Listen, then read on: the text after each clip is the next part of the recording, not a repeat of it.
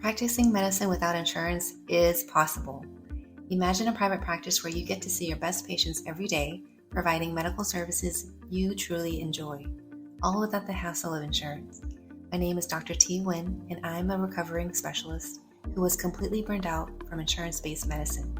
I pivoted into direct care, where patients pay me directly for my medical services and have never looked back. If you're a private practice owner or planning to become one who's looking to be free of the grind of insurance and you're craving simplicity, efficiency, and connection with patients, you are in the right place. This podcast will help you map out your exit plan and uncover the mindset needed to thrive in today's economy. Welcome to the Direct Care Podcast for Specialists.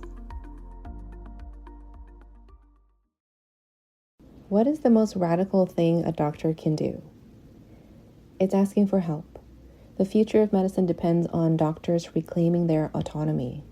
Too often we're being controlled by the system. And this really isn't just about creating a direct care practice for yourself, but it goes beyond that. We are recreating a system that also helps our patients as well. Direct care is not just a temporary solution, but it's scalable. This is a systemic shift that I hope to have you join along with me. Because what happens if we do nothing? Well, we get stuck in this age-old system that exploits our medical degree. And it puts profits before patients. But that's not why we went to medical school. We wanted to be able to create a sustainable living, doing the thing we enjoy. Those two things can go hand in hand. So when we have a real doctor-patient relationship, when we can restore that and exclude all of the noise in between, what can actually happen? This is the direct care model. We give patients better access. They don't have to wait on referrals, which means patients can have an earlier diagnosis. We also reduce long-term expenses because we get to catch and manage and educate chronic diseases before they happen, or if they have them, we can help mitigate long-term consequences through lifestyle changes, through longer discussions and better relationships with the patients. We also get the opportunity to reduce unnecessary surgeries. And coming from a surgeon, I do want to reduce unnecessary surgery. In fact, a lot of surgeons don't want to do surgery and have sleepless nights, day in and day out. And ultimately, what direct care offers is humanized care. People get to see doctors as real humans, as a parent, as a friend, as a family member. We get to humanize what it means to be a healer and to help those who need the healing. This is really a ripple effect. When we have happier doctors, we are able to make better decisions. We can become better leaders. We can become better mentors for the next generation. To make it more concise as to what direct care offers to doctors, doctors get time freedom. We get to align doing the things that we enjoy and excluding the things we don't want to do anymore. We get rid of it. We let somebody else take it over, somebody who loves doing that thing instead. We don't have to take on the burden of trying to do everything, especially when it's not something we truly enjoy. We can sort that out in private practice. We also get to have more control over our price points. You can go higher, you can go lower. It's totally up to you. We have control in the workflow and how we want the experience in our practice to be for our patients, for employees, for ourselves. And we also have better control of our outcomes. In a direct care model, doctors have mental clarity. They can focus on one thing at a time. When you have a practice, you're seeing 30 to 60 patients, there's a lot of mental shift that has to happen. You have to take care of the patient. You're running behind. You have to do a prior authorization. You have to correct a prescription, right? We have all of these things we have to handle. And a lot of us think this is just multitasking, but what it really is mental shifting. And every time we shift from one thing to another, it takes time to reset and refocus, which ends up being very energetically expensive. And then we feel like we're always behind. We're chronically behind. But when you take away that chaos and you get that chance to have thinking time and mental clarity, that's how you get to reignite the joy in practicing medicine. Now, for patients, they get to have better access because they can just pick up the phone and tell the doctor they need to be seen, and it's easy to fit a patient in the same day without added stress. This also allows for a better trust because we remove the middlemen that often interfere with the process or with the flow of the patient-doctor relationship. And it also allows price transparency and just general transparency as to how your business is run, what that's going to cost, and if that patient trusts you enough, they will pay that. They will find a way to pay that. And I've had patients tell me they trust me enough to find ways to pay for their service, whether it be extra babysitting their grandchildren, or they pick up a work shift, or they realize they can not spend on something so that they can spend on something else, right? They reprioritize their expenses. And that's for them to decide. I never have more of an influence other than you decide how you want to spend your money. I'm here for you if you need it. Patients also feel a lot more whole. They feel seen when the doctor spends more time with them instead of just being a CPT code, right? We are humanizing the patient's experience too. We spend a little bit more time with them. We are more focused on them. And this allows for real healing. We're not just pumping them with medication, steroid injections. It's not just disease management. We actually talk to them about holistic living so that they don't have to deal with chronic issues that get expensive down the road. So in the direct care setting, medicine is more like a conversation and is a lot less transactional. So why is it so hard for doctors to ask for help? Well, let me tell you, I have a hard time asking for help because there is this mentality where in our medical culture, suffering means you are working hard, therefore you deserve what you earn, right? We equate working hard with success. It's a real cultural paradigm in medicine. Even in our medical training, we are told to not ask questions, to look things up yourself, which I agree with, but it kind of builds in that mentality to don't ask for help. At least not quite yet, right? That you should be able to handle things yourself. Or you should not show signs of weakness because people will see that and take advantage of you. Or they think you're weak or incompetent. So this is a cultural problem we have in medicine. It's very toxic, but we have to recognize that it exists in order for us to ask for something else, to demand for something else. So we go through this shame spiral where we are trained to help others, but it's shameful to ask for help, right? Or we shouldn't need to ask for help. We should be able to figure it out ourselves. And you can see how discouraging that could be to somebody who is trying to learn something, but are not given the tools to know how to cope or how to ask for help. Or they're just simply too afraid to ask for help because they don't want to appear incompetent and so on. So how do we collectively break this shameful spiral of asking for help? Well, I promised myself that 2025 was going to be the year of ease and flow, and I myself used to love being busy, used to equate chaoticness with success, used to think that doing a lot of things made me more valuable.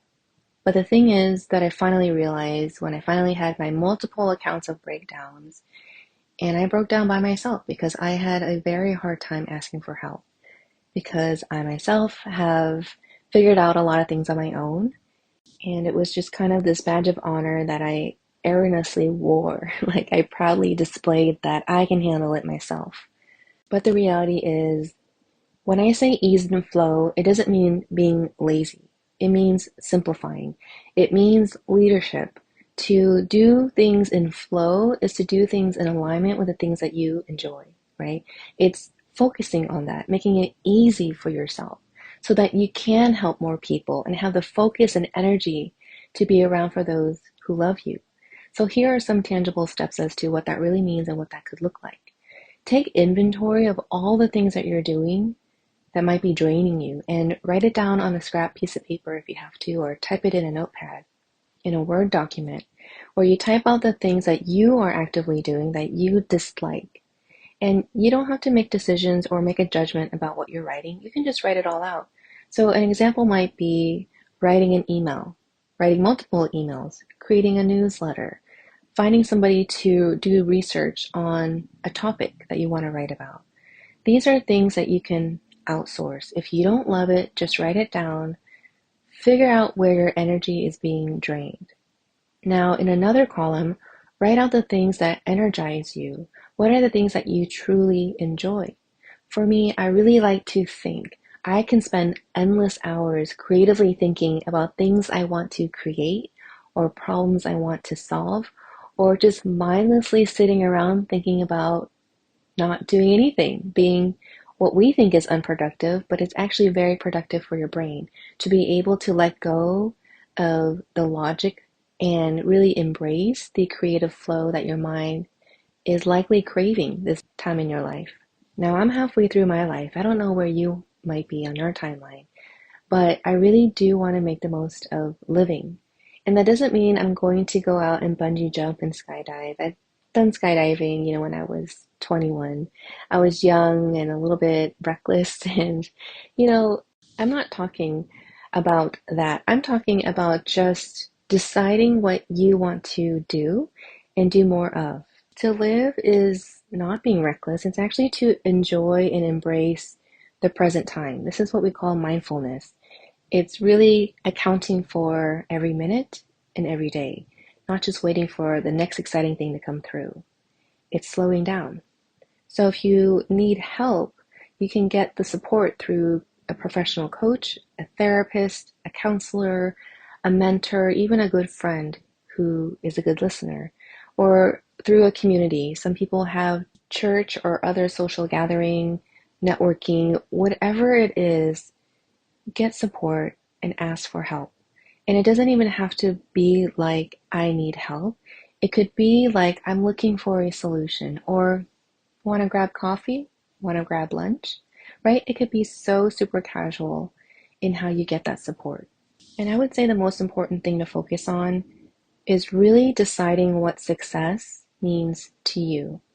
So if you've taken my course, this is the second to last module where I ask you, how do you define success? Because success cannot be merely a financial goal. Because if you listen to those who put money first above everything else, and you ask them, do you feel successful? They're going to say, well, I have money, right? But I can't take it to the grave. Now, don't get me wrong, money is important in the way that electricity is important, right? It's a tool. You need it for things. You need it to buy things. You need it to invest in things. But it's not a bad thing. It's great to have it. And having financial freedom is amazing. But don't let that be the only way you define success. Redefine it on your terms. Don't look to others. Make it your own. And I'll share with you what success for me is. It's having time freedom and creative freedom. Yes, money is great. Money helped me get the time and creative freedom. But it wasn't the only thing, right? So that's what I'm saying. It's like a buffet. You get to pick and choose what works for you. So instead of looking to somebody else who have different goals in life, look within and get quiet and sit on it and meditate about it and journal it. Write out what it means to you to be successful and for it to be sustainable. You need to give yourself permission to want what you want. Just admit to yourself you want something else, and that's really okay. Admit that you want more. Give yourself permission to do it with ease, and find your people, find your help, your mentor, your consultant, your coach, your community, a mastermind, and then start small. Find ways to get clarity. Maybe it's not thinking about the problem you currently have. Maybe it is socializing, grabbing a nice dinner with a friend or somebody who can just help you unwind a little bit. And just put aside the need to hustle every minute of your life. And then think about what it means to be successful. Define it in terms of not just the income, but the energy, the impact, the freedom you may have. Decide what that looks like for you. For many of us, what we are seeking is not to do more, is not to work harder, is not to accomplish more. But it might be an alignment. Is this thing energizing me or is it draining me? That's a question you have to ask yourself. So on a personal note, I have been struggling since the election, right, in November. I'm not about to get political, relax. But I am going to share with you, I've been struggling to find balance and peace. It's a constant battle because everybody needs my attention. And I also am built in a way where I feel like I can do things better and faster if I did it myself. Or I feel like I just don't want to explain myself to anyone. I'd rather just do the thing, do the job. Or I have some trust issues, right? That should be no surprise to anybody. Um, or I simply just don't have the time to make SOPs or standard operating procedures, right? These are things we have to create and work in order for things to eventually become easy. So it's hard up front, but it does pay off down the road. And what I've done for myself is I've really taken a lot of breaks.